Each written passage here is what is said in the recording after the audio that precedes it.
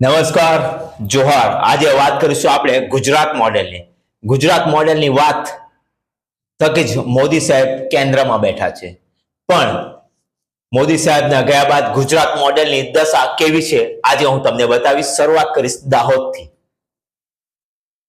દાહોદમાં 21 પરિવાર છે, 400 જણા લોકો રહે છે અને આજે 11 વર્ષથી એમને વીજળી આપવામાં નથી આવી। સરકારના મોટા મોટા દાવા છે। સરકારનું એક મેમોરેન્ડમ છે કે કોઈ પણ ગરીબ હોય, કોઈ પણ વિસ્તારના લોકો એને વીજળી પાણીથી વંચિત ન રાખવા, પણ આ 400 જણનું પરિવાર જે છે, એક ફળિયું કહીએ તો પણ ચાલે, પણ 400 જણા આજે પણ અંધકારમયમાં જીવન જીવવા મજબૂર છે છેલ્લા 11 વર્ષથી। ત્યાંના સ્થાનિક આદિવાસી આગેવાન અને આમ આદમી પાર્ટીના કાર્યકર્તા એવા નરેશ બારિયા દ્વારા આ લડત વારંવાર ઉપાડવામાં આવી છે। પંચાયતમાંથી ઠરાવ કરીને આપવામાં આવ્યા છે, ઓફિસે જઈને આપવામાં આવ્યા છે, અધિકારીઓને કાને વાત રાખવામાં આવી છે, પણ અધિકારીઓ જાડી ચામડીના છે, કોઈ પણ વાત ધ્યાને લેતા નથી। અને જે વાત 11 વર્ષ પહેલા શરૂઆત કરી હતી અને આજે 11 વર્ષ પૂર્ણ થયા બાદ પણ ત્યાંની ત્યાં જ છે। આજે પણ અંધકારમયમાં જીવવા લોકો મજબૂર છે। તો વાત કરીએ, કયા ધોરણમાં ભણો છો બેન? તો તમારે ઘરે કેટલા વર્ષથી લાઈટ નથી? 11 વર્ષ। તો અભ્યાસ કરવામાં તકલીફ પડે છે તમને? તકલીફ તો ઘણી પડે છે અભ્યાસ કરવામાં। ત્યાં સુધી અમારે કોઈ લાઇટની સુવિધા નથી અને અમે દાહોદ જિલ્લામાં કેટલી વારંવાર દાહોદ બી ખબર ત્યાં આપી અને બિંઠા બી અમે ઘણી વાર ગયા, પણ કોઈ સાહેબ અમારી વાત કોઈ સાંભળતું નથી। અમારો ડગરો થોડો તરફીમાં રહે, પાણી નથી એટલા વર્ષમાં અમારું કોઈ જાલોદ તાલુકામાં આવી જગ્યાએ અને દાહોદ કોઈ અમને કહેતું નથી, છોકરીની કોઈ વાત માનતું નથી, એટલે લાઇટ અમારે નથી થઈ, એટલે અમારે લાઇટ જોઈએ એમ, અમુક ઘણી તકલીફ છે એમ, એટલે કોઈ માનતું નથી, કોઈ મનાઈ નથી કરતું। તો વાત કરીએ દાહોદ જિલ્લાના સિંગવડ તાલુકાના પરમારના ડુંગરપુર ગામે આશરે 400 જણાની વસ્તી ધરાવતું કુટુંબ આવેલું છે। કુટુંબ કહીએ, એક ફળિયું કહીએ ને એક ગામ કહીએ તો પણ ચાલે। 400 જણાની વસ્તી એટલે ખૂબ મોટી કહેવાય। ગ્રામ પંચાયત દ્વારા છેલ્લા 3-4 વર્ષ પહેલા ઠરાવ આપી ઠરાવ કરી રજૂઆત કરવામાં આવી હતી અને ગુજરાત પ્રદેશ સંગઠન મંત્રી નરેશ બારિયા દ્વારા વારંવાર રજૂઆત કરવામાં આવી, તેમ છતાં MGVCL ત્યાંની MGVCL જાડી ચામડીના અધિકારીઓ હોય એવું લાગી રહ્યું છે। એમના પેટનું પાણી નથી હલતું અને ગરીબ પ્રજાને લાઇટ આપવાની જગ્યાએ એમની તરફડિયા મરાવે છે, ત્રાહીમામ પોકારી ઉઠ્યા છે લોકો MGVCL થી।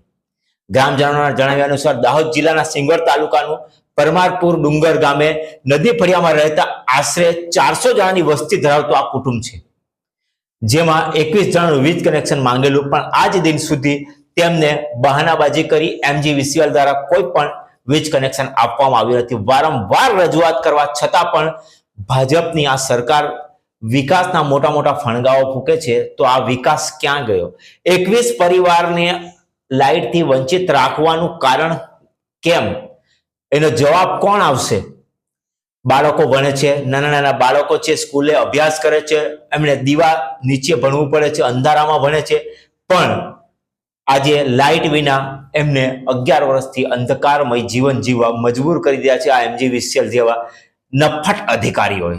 રોજ દાહોદ જિલ્લાના સિંગવડ તાલુકામાં પરમારના ડુંગરપુર ગામે પરમાર ફળિયામાં અહીંયા લગભગ 11 વર્ષથી લાઇટ નથી અને એનું મુખ્ય કારણ આ MGVCL જ છે।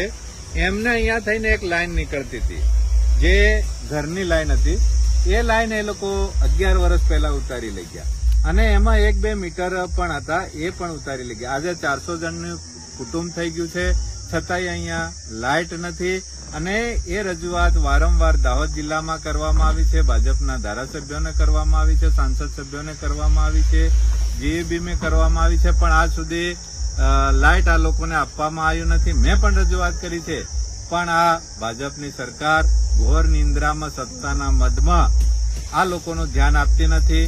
આ ગરીબ માણસો છે, લાઇટ માંગવા માટે જાય ક્યાં એ મોટો પ્રશ્ન છે।